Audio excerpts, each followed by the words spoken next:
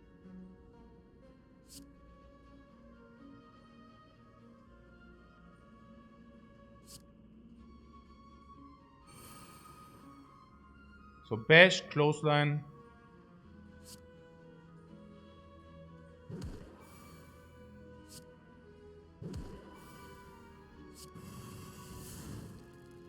Like this, no?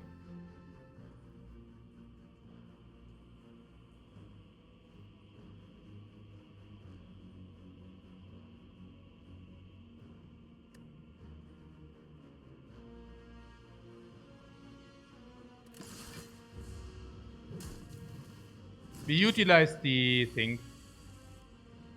What the sun is trying to get me as well. True. We wanted to do this because... Hey. We wanted to do this.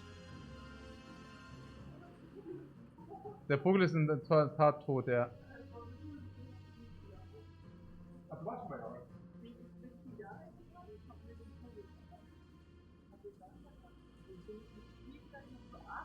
Machen wir kurz 5 minutes break, ja? Okay.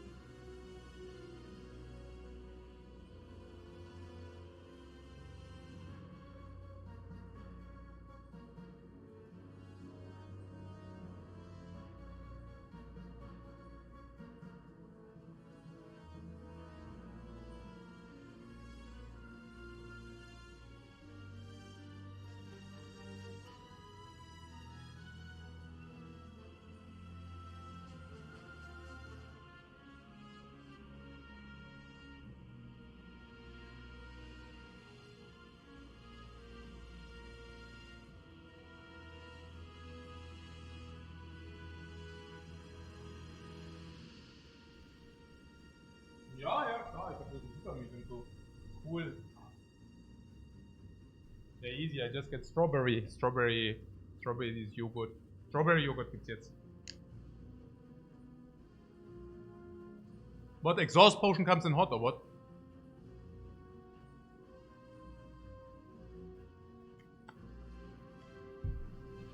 What do you mean? Why? I don't see it. Why do you want the exhaust potion? Because we are not allowed to play combust or what? So we can play the Dark Embrace, Sentinel 5 block. You want the exhaust potion to draw in your hand? Yeah, no, I know. But is it even good? What I'm saying is, Dark Embrace, Bite, we go to 45. Is it too greedy or what? I mean, we are not here to waste resources, just saying.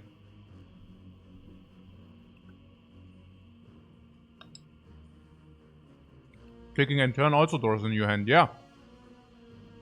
Block 5, take 4, we go to 1. 1 block. We are on 45. We block 1. 45, block 1. We take 24. 45 minus 24, 21. What happens then? This is 9 damage, this is 156. This guy hits us into our back, but he's weakened. I'm not saying this potion is not very good here. I'm just wondering whether it's needed. Yeah, maybe it's okay to use it. I mean, honestly, also if this is not if this is not the exhaust potion, I really don't know, you know. I mean, it's sick on here, it's sick here, it's sick on this. It will never get better or what? I mean, like literally. I mean, this is like the exhaust potion of the ages, right? Yeah. I mean, literally.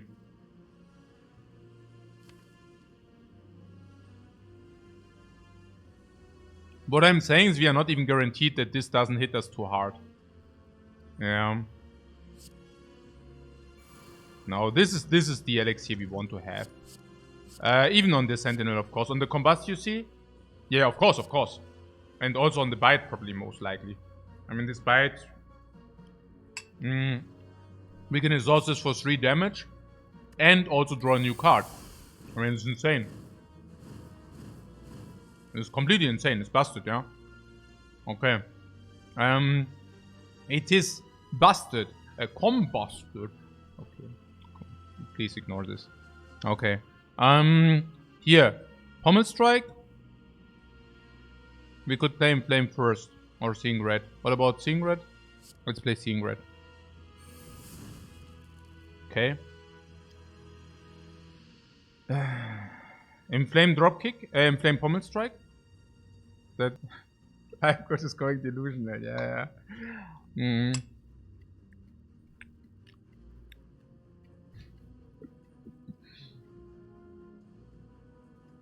Inflame is just good, right? Yeah, I know it costs 3 energy. Damn. 108.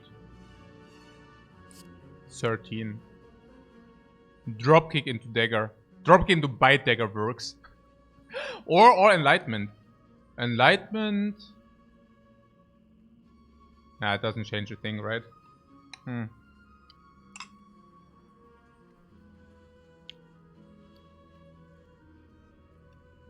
It doesn't matter, right? It's like Dropkick, Bite, Ritual Dagger. And then we are out of the woods. Not playing Combust because we want to get... What, why Enlighten doesn't change? Nah, because Enlighten costs 3 energy and reduces by 3 energy.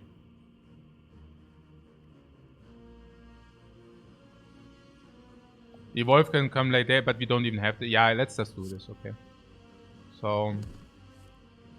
Impervious, yeah, I would have liked to have that, but hey. 108. I mean, this also kills it, but we don't get the dagger upgrade. And we also want to bite ourselves up, so probably it's just better to do with the bite. Also getting the dagger, dude. So, what about the... Oh, dagger comes back again. Yeah, Combust not needed, right? Actually, we can play the Combust, it doesn't matter. Yeah, I mean, you don't want to redraw it, you know. I know, we bite ourselves, we wanted to bite ourselves up. But that being said, oh, Flamebearer is back again. Back in town. There's something about the Reaper. Dropkick. Seeing Red. Flamebearer. True Grit. Top block. Oh. Enlightenment, we could have played both. Cool. 115 only. But if we play Blood... Do we have anything to set up? Otherwise it's just the dagger. Nothing to set up, right? Okay. Mummified Hand. And we got 6 powers, guys. We just got 6 energy. Maybe more. Imperious.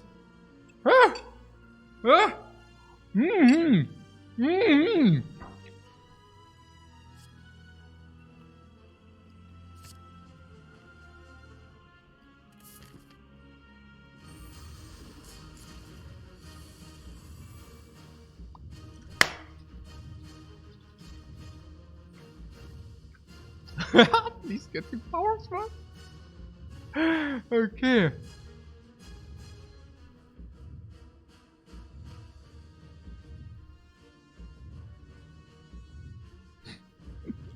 Demon form? Demon form or corruption? Come on, one time.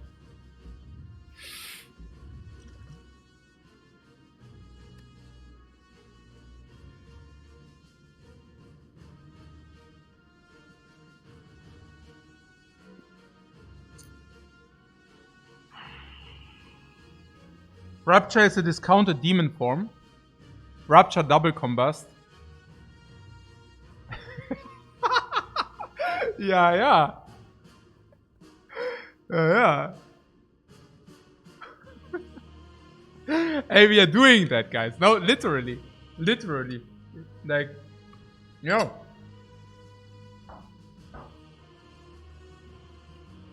Ja? Was sollen wir denn machen? Sure. Ja.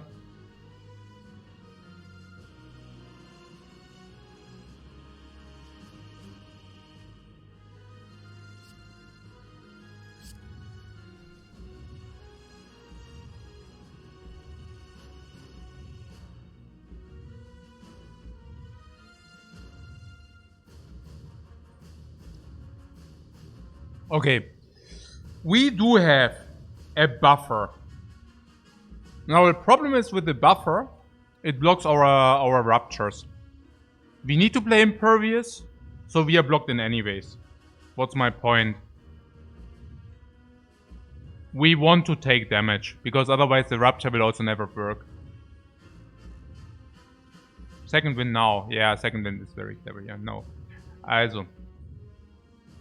Seriously. I want to lose a buffer.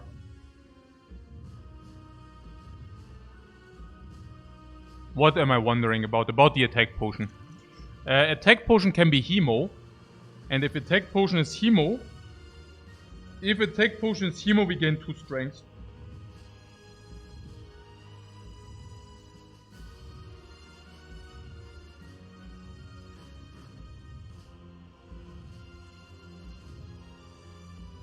We want to take damage. We need to take damage, because bites also heal ourselves up. Are there attack potions which are upgrading these ruptures? We need to play 1 rupture first. Not only 1, we play both. I'm currently wondering about the order. You also now have strength for Real Reaper. Yeah. Rupture? Does Heartbeat trigger Rupture? No.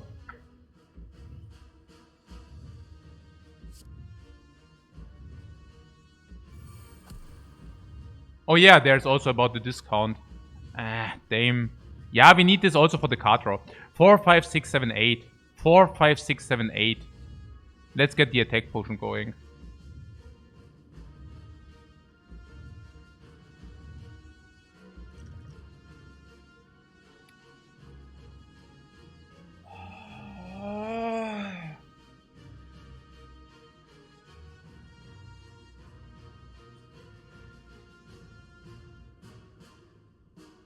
Emulate Rupture Synergy. Emulate doesn't have Rupture Synergy. Hey, it's Don Legend. Thanks very much for your sub, man. Danke für den Raid, man. Oh.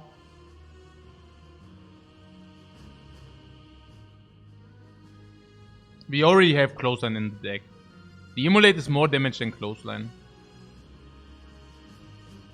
Emulate is damage and trigger for second wind. That is correct. Emulate gives burns for the second wind, and we do have Evolve in the deck in order to draw to 10 cards, and then we can second wind these burns again, and Emulate is more damage than Clothesline. Unless you believe that we do need the Clothesline. But there is a Shockwave. If it doesn't exhaust, we always have Infinite, Vulnerable, and Weakness, and otherwise we still have 1 Clothesline in the deck, which we will draw, which we will probably also play. We also have the one which discounts to 1, and then we will also have Permanent Weakness. Do you think our weak is solved? Not necessarily. If Clothesline is an expensive card, if we take Clothesline, our weak will be solved, and otherwise not necessarily. So I don't know. Maybe it could also be Clothesline for Infinite Weak. The Clothesline guarantees Infinite Weak. You already bought a Clothesline, yeah, sure. So be it.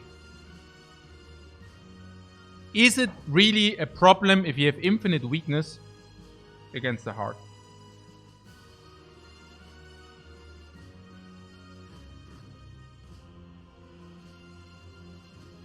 Even if Clothesline is expensive, we might manipulate with power discount, so... And then, even if we deploy it, its weakness into second iteration, and what you're saying is if Shockwave comes back, we definitely have the Clothesline again. And if it does not come back? And what about the status effects? Currently, you're saying we get 5 status, but only 2 stick. The turn where we draw the status, we draw to 9, but even if we draw 2. So statuses are actually positive.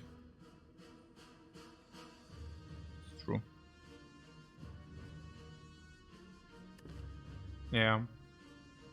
No, it's probably true. It's also simply more damage.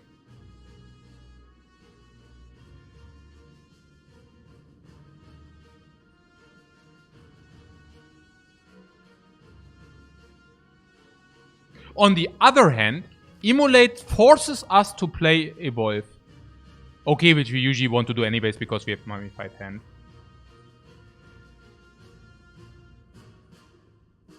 There might even be cases where we take damage from the burns to increase strength. No, they are definitely not the times because we have Barricade.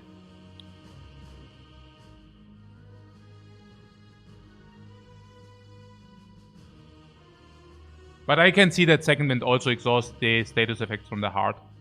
So it's very unlikely that we cannot weaken. And also weaken now is like weaken 1, 2, 3, 4, 5. It even weakens into second phase already. Yeah. Okay, let's take Immolate. Okay. Rupture. Maybe we have way too much energy. Barricade.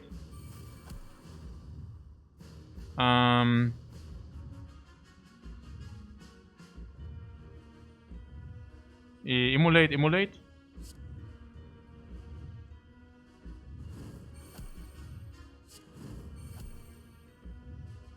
Shockwave. Okay, exhausted. Impervious. No, bait. Bait first. Impervious.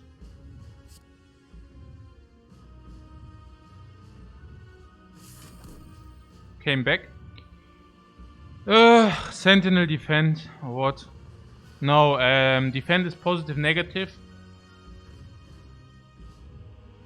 Sentinel is positive in the deck for sure. Is it? Yeah. I don't think defend is positive in the deck. I think Sentinel is positive in the deck, correct? Is it? I don't know. With a second wind, probably yes. We have second wind. We have also True Grit. Defend is negative, Sentinel is negative, right? Yeah. I think so too.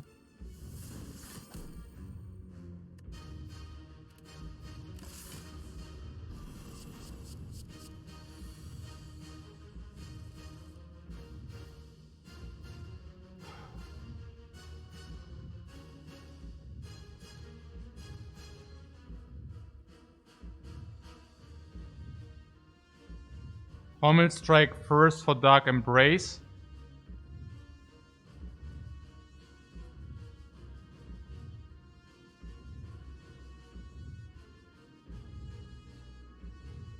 Do I just play the dagger? No. Dark Embrace.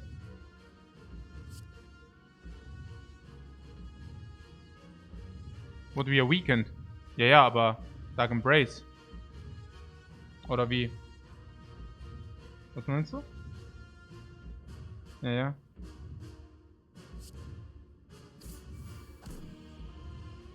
Ja, the joke is on. Oh mein Gott, hey. Ah! Mann! Ey, warum ist denn das so 3 Energy, Mann? Ah, but we played it well, guys. We played it well.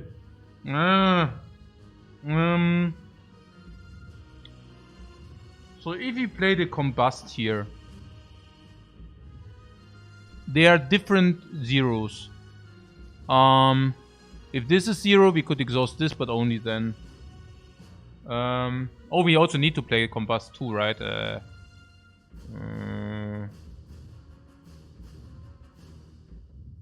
What? Seeing Red, True Grit, Sentinel.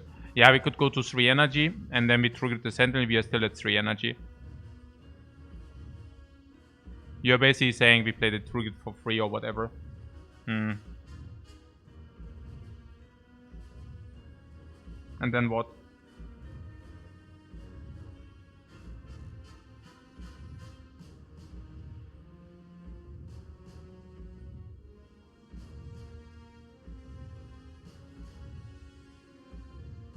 And then we can play Dark Embrace, Combust, Bash, or what?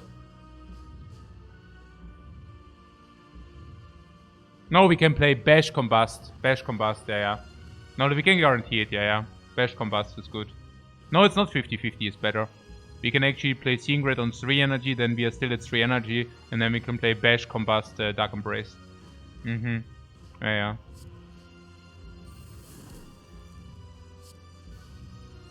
Sentinel!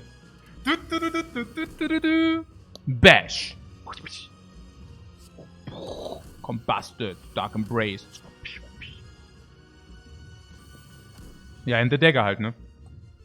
Weakened is okay, but 90 damage and potential card draw. Potential card draw could be 0, but we don't want to miss out on the demon form. That's kind of the problem, right? So if we play this now, we could miss out on the demon form if we are really unlucky. On the other hand, if this just comes back, we just dealt a lot of damage. Yeah, perfect. We just dealt a lot of damage, guys. Okay.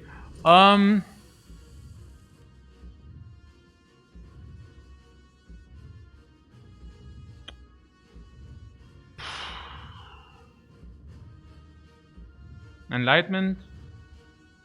Reaper first, maybe. Because this could exhaust.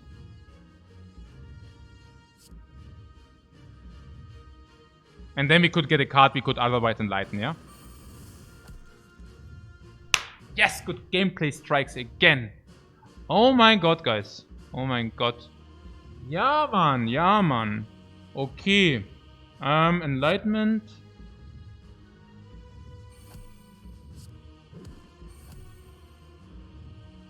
Ja, Impervious, also Close Flame Impervious halt, ne? Close Flame, Blood for Blood Impervious.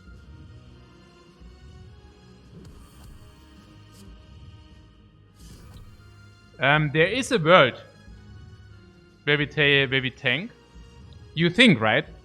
Because why would we tank this, guys? Because it's only 15 or why? Gain strength from the burn. Sick, guys. And then the next realization is, oh, plated armor. And you don't get anything. But yeah, sure. Okay. Nein! Why would you not play the Impervious here? Is it a problem or what? This might even come back. What about that? What if this comes back? Then we save 15. Ist okay, oder? Nein. Yeah, I knew that this could happen, but it's very, very, very unlikely. Yeah. Like, it's unbelievably unlikely. But yeah. Cool. It doesn't matter too much. We will draw it soon enough. It's extremely unlucky. I played it like this every time. We also have a 50-50 that we just block 15 for free. Yeah. Okay.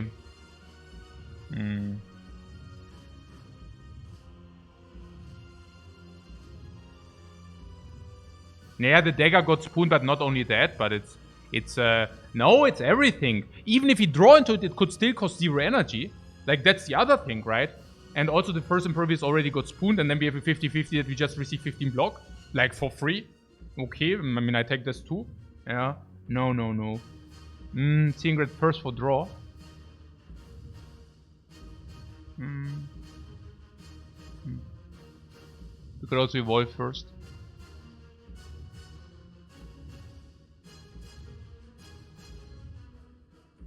We could also Flame Barrier first. No, cannot. Wait. Yeah, the Flame Barrier first could also do, but Flame, also maybe this. Yeah, I mean that we hit this with this is very unlikely. Maybe I just play the flame. Maybe I just play Inflame. See what it hits. Yeah.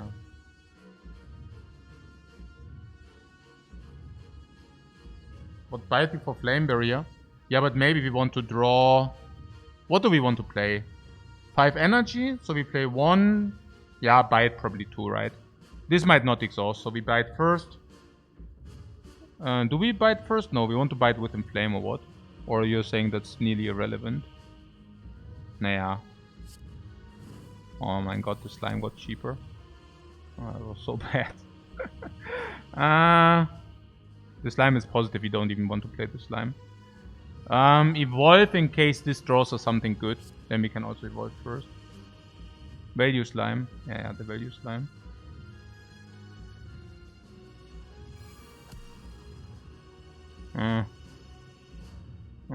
Fight. Seeing red first.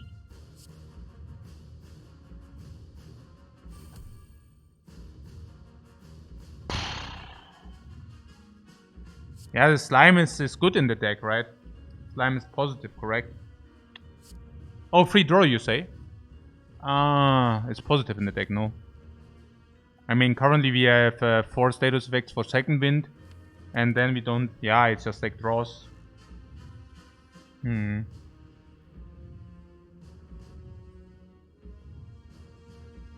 But 50% chance to draw, but draw what? I mean, don't we have this already to spend energy? Why do you want to draw? Yeah, we can use our energy anyways. I don't see why we would draw.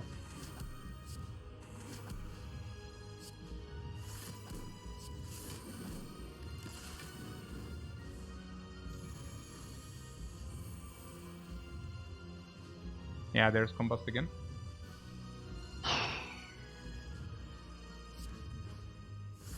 What, Spooned again? Pommel Strike, also Dropkick first or no? Combust now can hit Pommel Strike or Clothesline if we do this first. 4, 6, 8, 9, but we could also get a bad status effect. Let's do this first. Pommel Strike got cheap. Dropkick. Immolate. Clothesline strips away 1 artifact, is still vulnerable 4, weakness 3. But we could also play Pommel Strike first, but we play Blood for Blood for sure. Just more damage. Pommel Strike. This is second windable. There are burns. We could deal a lot of damage. I would like to deal a lot of damage. I would like to deal a lot. It's also combusted for 12 every turn. That's just a lot of damage. It's a lot of damage, guys. A lot of damage, my heart! 12, man. Yeah, man. Okay. There is Dagger. There's Enlightenment. But there's also Second Wind. Second Wind is really good. Probably Enlightenment for 0 into Second Wind here. Just so good. Enlightenment. Immolate, of course. Before draw. Second Wind.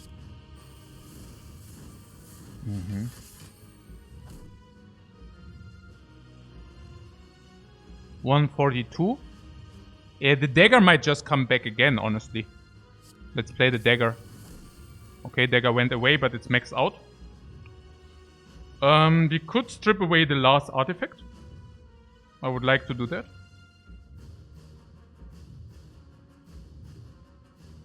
It's 2 life or stripping away the last artifact.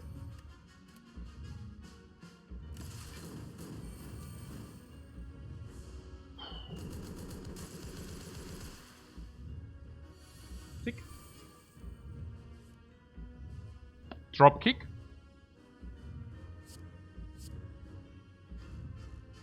Some of these cards are expensive again. Impervious dropkick into clothesline. Can we ever die against 15 times 4?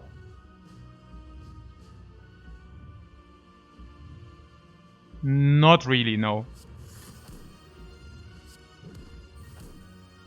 So we need to play clothesline for weakness.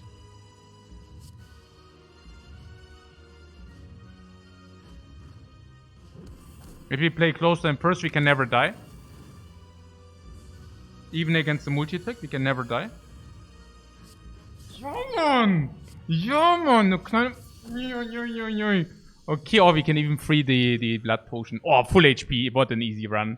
We just finished the run with max HP. Okay.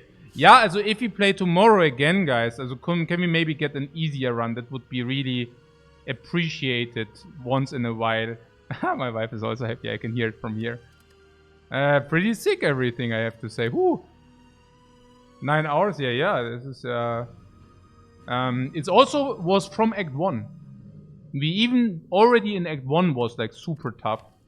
We nearly died in Act 1 after taking 25 against the sentries. We needed to like, oh my god. Act 1 was already so amazing.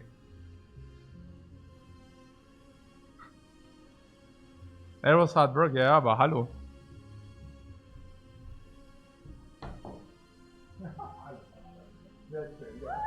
Ja, okay. Du kannst noch schnell tun, dann können wir auch okay. Ja, das ist natürlich schon eine Freude. It's always happy to have, yeah, victory hug. Yeah, if you ever wonder why you should get married, there are many perks.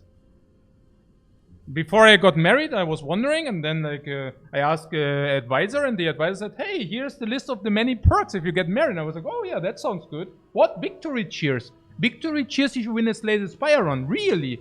No, wow. Okay, yeah, okay, then it's clear. Let's get married. Easy peasy. Okay. Na schön. Nee, but seriously now, let's oh, Super J is still online. Oh, and Damas, yeah. Okay, well, Elden Ring, Slay Spire today.